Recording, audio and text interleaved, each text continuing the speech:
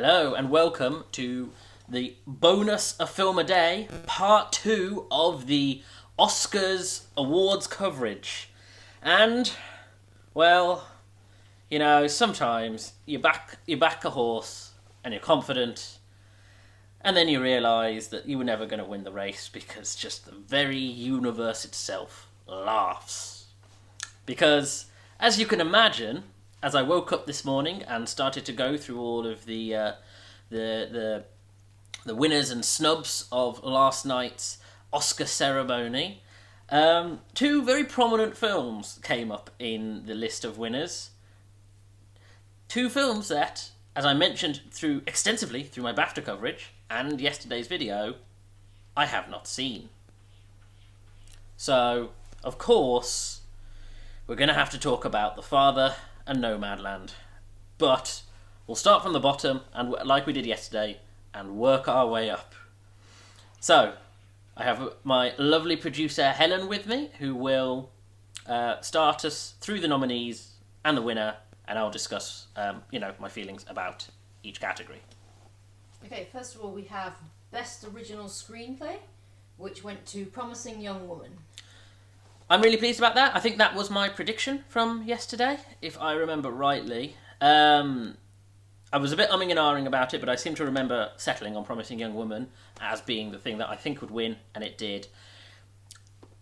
I realised, after doing the video, that there were three films that really were my prominent Oscar, that should have been the three leads, if I had any say about who won what in the Oscars, which were Judas and the Black Messiah, Trial of the Chicago 7, and Promising Young Woman. And those were the three films that, of course, I tipped to be one of the Best Picture winners. And frankly, to me, they should have stole the show. But above them all, Promising Young Woman. And the fact that Promising Young Woman barely, it won two categories, which is not ignoble, but still, it should have deserved to sweep I think it won this one year. category, actually. I thought it won two. I think so. Oh dear, I swear it wouldn't. Well, that's even worse then. That's even because I genuinely thought Promising Young Woman should have been the sweep of this year. So I'm pleased about original screenplay, but disappointed generally. Best Adapted Screenplay, The Father. This Father film had better be. I mean, people have said it is phenomenal, but it had better be, because the way that it has struck in the BAFTAs and the Oscars, I don't know. And again, it's the victim of the fact that we didn't have the opportunity to see it, so it's very hard to speculate on what this film could be like. But I will know in June, apparently. Best International Feature Film, would you like to hear? Go ahead. Went to another round. We did, even though we haven't seen any of the nominees for Best International Feature, because of the clout around it, another round looked solidly like it was going to win, and so it's fairly, and I think at some point we would like to have a crack at it. Sorry, producer Helen is nodding behind you. Best Actor in a Supporting Role went to Daniel Kaluuya for Judas and the Black Messiah. Predicted it. I would have been disappointed if it had gone any other way. That will come up later in the reverse, but Daniel Kaluuya absolutely deserved Best Supporting Actor. Are we already at Supporting Actor, or is it going to... Well, it's just going in a sort of slightly random order here. Okay. Speaking of random order, that's something else I'll discuss as we get to the top three. Because in terms of the actual way the ceremony worked out, it got a bit controversial. But we'll get to that. But yeah, Daniel Kaluuya absolutely deserved to win this. And again, Judas and the Black Messiah was one of my front runners. And the fact that it, again, I think that definitely got two. Oh yeah, because it won for... We'll get to the other winner, what it was. But that's disappointing in other regards. Okay. Best Makeup and Hairstyling, Ma Rainey's Black Bottom. Didn't doubt it for a second. I mean, the BAFTAs are a good litmus for what should come for the Oscars, and I think Ma Rainey's Black Bottom, it would have been a shame if it had come away with nothing. There is a film that did come away with nothing that was very disappointing, but I'm glad it got something, some acknowledgement. Best costume design, Ma Rainey's Black Bottom again. Again, both those are sort of go hand in hand. I mean, I don't know if every year best costume often wins best makeup and hair, but I imagine it happens more often because, again, the two couple really nicely. Best director, Chloe Zhao for Nomadland. Friday. Friday is the day that I can finally talk about Nomadland. So, this film, I mean, people are talking about this film in the highest esteem. So, yeah, okay. You know, I can't say anything about it more than I'm intrigued by how well it's done. If it gets to Best Picture, by the way, I'd say hold off because it'll be a bit flat if we don't end with Best Picture. Okay, my one, Best Sound, Sound of Metal. I said yesterday, if Sound of Metal didn't win, it would be genuinely remarkable. I like the fact that Sound of Metal, uses sound design in the way it does, and explores, the auditory experience. It definitely deserves to win that, unchallenged. Best live action short film, Two Distant Strangers. The only one you've watched. The only one I've watched. There was no way for me to know. But Two Distant Strangers is a phenomenal film, so I can't say I'm not surprised because it's so good that I don't know what the other nominees were like, but it stands out in a category of its own. So, yes. Shall we skip over Best Animated Short Film? Tell me, just... It's called If Anything Happens, I Love You. Very nice. Best Animated Feature Film, Soul. Again, it's a shame because I am intrigued by like Wolfwalkers. Do you also have the nominees there, or just the winners? What else got Onward, Over the Moon, A Shaun the Sheep Movie, Filmageddon, and Wolfwalkers. Okay. One of your other nominees. I don't know about the other three, but Wolfwalkers was definitely something I was intrigued by. But Soul is a strong Pixar, and it's very hard to beat a strong Pixar. Best Documentary Short. I can tell you the winner was called Colette. Okay. Again, I'm so sorry for those who love short films. It's something that I perhaps need to, in this series, address more, because I just haven't seen them, I don't know. Best Documentary. My Octopus Teacher. Similar to live action short, I haven't seen the rest except for Crip Camp, but My Octopus Teacher is beautiful. And even though it's, as I said in my Octopus Teacher video, even though I have no interest in the sort of the world of the octopus and the relationship between a man and an octopus and how that, how he, observes her grow and change and learn, you do fall in love with it. And it is beautiful and balletic. And again, litmus test, it won the BAFTA, and I would have been surprised if it hadn't won the Oscar. Best Visual Effects, Tenet. I think this was a bit of a shoe-in. Tenet was it was going for something. As I've mentioned, it's Nolan is always exploring new ways to tell stories, and Tenet, frankly, it is extraordinary, and it would have been a shame if it hadn't received any acknowledgement in its sort of technical fields. So yeah, I'm not surprised. Best Actress in a Supporting Role, Yu Young-jun for Minari. I said,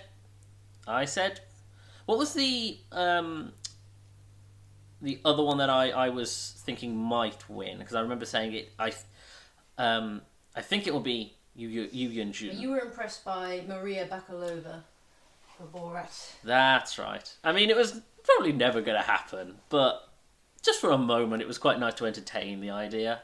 So, but yeah, Yu Young-jun is phenomenal in Minari, and though I'm not entirely taken with Minari, I do think her performance stands out. Best Production Design for Mank. I mean, BAFTAs and Oscars aren't like for like, but in the technical fields, they do tend to be fair, and especially, sound design, visual effects, production design, costume, makeup, even things like animated, documentary, like in these sort of, not the big six, yeah, it is, sorry, not the big six, there tends to be a fairly consistent parallel between Oscars and BAFTAs because, they're appreciated for very much the same thing. And again, I don't love Mank, but I appreciate that Mank should have probably... I think in technical categories you also find they're often the same people. Yeah, that's true. It's a small field, isn't it? Yeah. So it's a question of, is it this thing by this person or this other thing by the same person?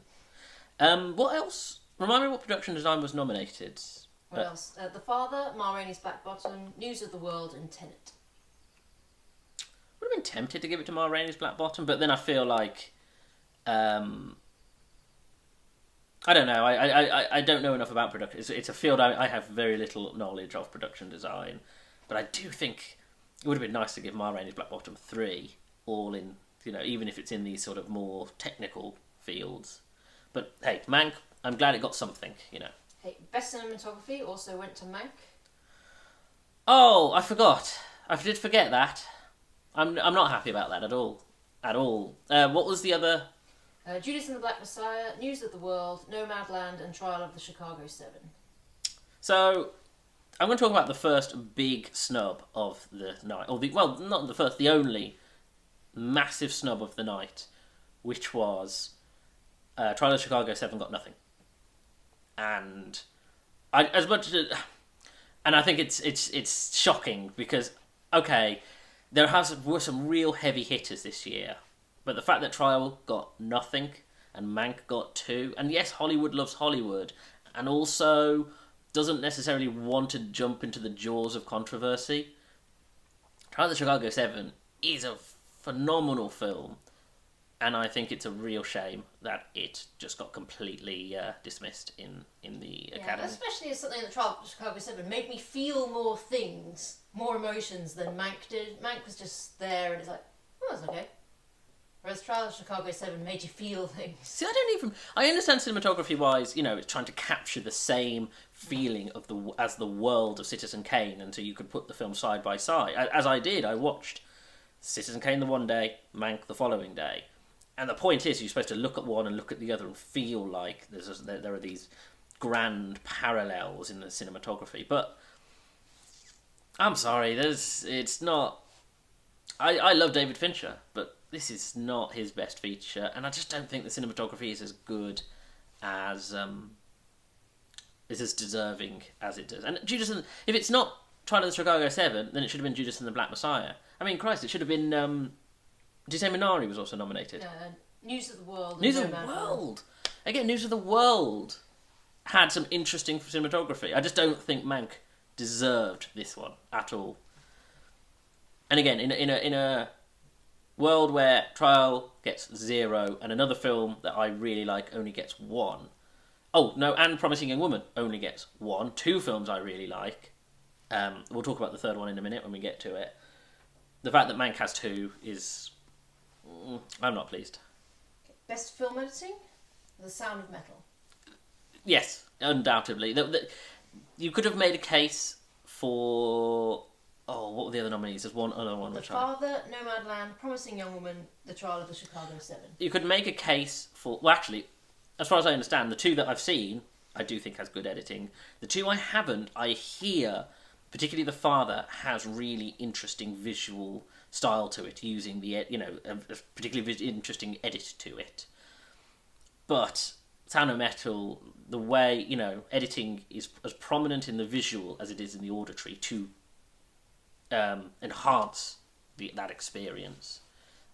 So again, I'm so glad that Sound of Metal got 2. That's great. Best original score for Soul. I said I sort of tried to be even-handed yesterday and go, well, I think this maybe, or if we're trying to stretch, but Soul is so intertextual with its musicality that that if it didn't win, it it would have been very strange. Best original song? It's called Fight For You from Judas and the Black Messiah. I think that was the one I predicted as well. No, it wasn't, sorry. It was Trial of Chicago 7. I don't remember this song. I mean, song, unfortunately, is not an area that I'm, again, in like production design, it's not an area I have any particular strength on. Do you remember this song? Nope. How Not this year. strange. How very strange. I will go and listen to it again and see what it sounds like, because I have no recollection of this song. But, considering I love Judas and the Black Messiah and think it should have been another sweeper, hey, I'm just pleased it got something else. Oh! Sorry, this also highlights the other theft of this year. One Night in Miami, I think, got none or one. Didn't get any. Didn't get any, which it's just shocking because One Night in Miami, is genuinely a groundbreaking film, and I am shocked that it just nothing got no look. Song even would have been nice, and yeah. And I definitely think it probably deserved more than Judas and the Black Messiah, just simply because I don't remember this song from Judas and the Black Messiah. So yeah, disappointing. Best actress in a leading role? Frances McDormand for Nomadland. Well, I can't criticise Nomadland because I just frankly haven't seen it. Apparently, this now means Frances McDormand is the GOAT, having taken over from, was it Meryl Streep? Who had 3 Oscar wins. It might not be Meryl Streep. There's another actress who was known as the GOAT, who had 3 Oscar wins, and now Frances McDormand not only has 3, but she has 3 for leading actress. Whereas the fairly sure Meryl Streep had 2 for leading actress and 1 for supporting actress.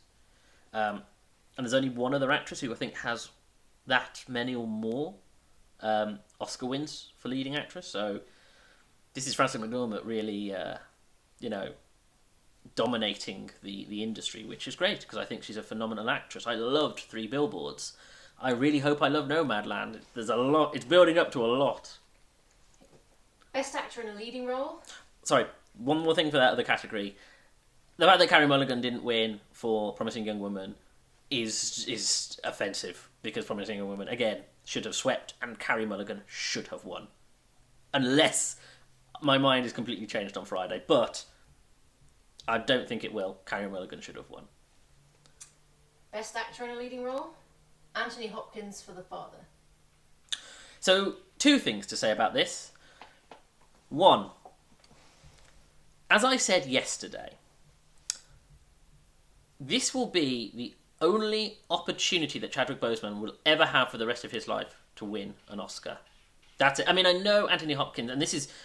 Some people are saying this is a career win for Anthony Hopkins, but he's already won, hasn't he? Best actor. Maybe. I'm sure he might have done. Yeah. I think he has, but that aside, you shouldn't be snubbed just because you've already won. And he is 80 something, but Chadwick 83.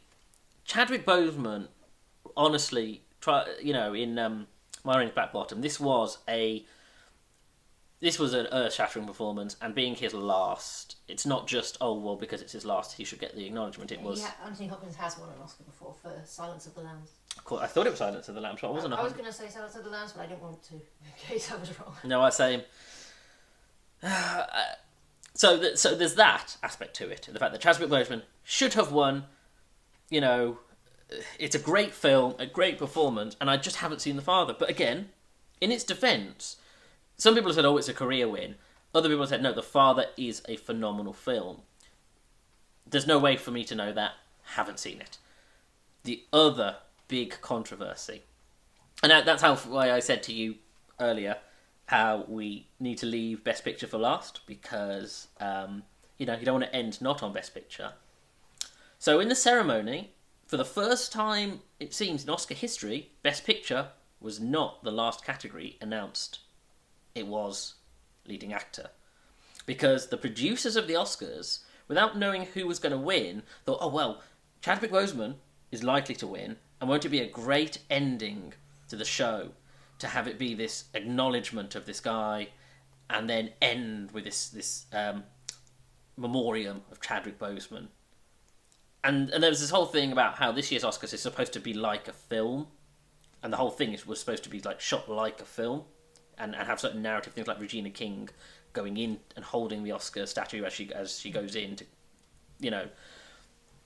And they got to it. They got, you know, leading actor to the last announcement of the show, and Anthony Hopkins won. And they couldn't get hold of him either. Nope, wasn't there. Now, I don't think... See, a lot of people I've been reading have really lashed out at Anthony Hopkins about that. That's really unfair, because Anthony Hopkins, as I just said not a few minutes ago, is 83 years old, right? He might be doing a film. He might just be tired, because he's a working actor who is 83. So frankly, the fact that he doesn't want to... And he doesn't attend show. You know, he didn't attend for the BAFTA, which he won. And he didn't attend for this. And again, he doesn't attend the shows anymore because... And I can't say this enough, he's 83. Leave him alone. But it's such a flat ending to the Oscar show to have not only Chadwick Boseman not win and not be able to do this grand ending which acknowledges this phenomenal actor who was taken too soon, but for another actor to win who wasn't there. It's an embarrassment of planning. I mean, they don't know, because Oscar producers, the people who make the show, don't know who's going to win. It's part of, you know, in its defence, these award shows, you know, they don't know who's going to win. They don't know this layout. They have to do it speculatively. It's all kept completely locked down. But that is embarrassing. That is embarrassing. And it was a head-to-head between Anthony Hopkins and Chadwick Boseman in terms of the betting odds. And the fact that they didn't have a contingency and they planned it as if he was absolutely going to win, and then he doesn't. That's genuinely embarrassing. That's as embarrassing as the La La Land incident. And Best Picture? Is that the last one for us? Is that everything else covered? Okay. Best Picture?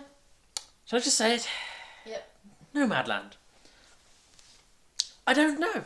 I'm sure it's phenomenal. I'm sure I will watch it and think it's earth-shattering and, you know, my perceptions will be changed, but I genuinely cannot speculatively say whether I think it deserved it or not. In my heart of hearts, I wanted Promising Young Woman to win. And if not Promising Young Woman, Judas and the Black Messiah. Now, since it can't be either of those, it's Nomadland. Hey, this might be genuinely a earth-shattering film. Friday, I might be in tears doing the video saying, yes, I was wrong. You know, this film absolutely deserves all the plaudits. However, I almost feel bad for Nomadland because we're going to watch it with all of the hype and expectations now put upon it to live up to this prize that, frankly, you know, as everyone who talks about film says, you know, these things aren't definitive because film is subjective, and the idea that, oh, you know, what's better, Jurassic Park or Schindler's List? And it's like, what a strange... What's better, Mona Lisa or... oh, God, I wish I hadn't gone for painting. Or the ceiling of the Sistine Chapel. Like what world do we live in where that's fair? You know, so the problem is now we'll watch Nomadland with the expectations. And I think that's... Well, again, it demonstrates the fact that... this was a weird year, but it also highlights the problems with having a ceremony like this, laid out like this, and I don't know.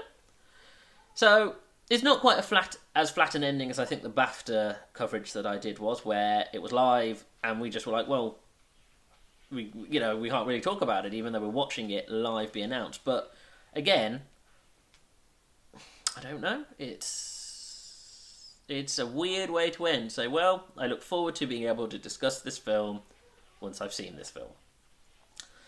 So, thank you for joining me. If you like this video, please hit the like button, subscribe to the channel, and please check out my 100+ videos. And as I get to Nomadland on Friday, please do check out that video when it goes up.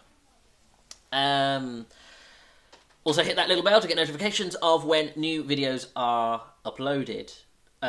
Please also follow me on Twitter at Jordan_Woodley, where I'm always talking about movies, movie news, funny videos, TV news, all sorts of things. And of course, I share new uploads onto my Twitter once they go up. Thank you for joining me for this Oscars awards coverage.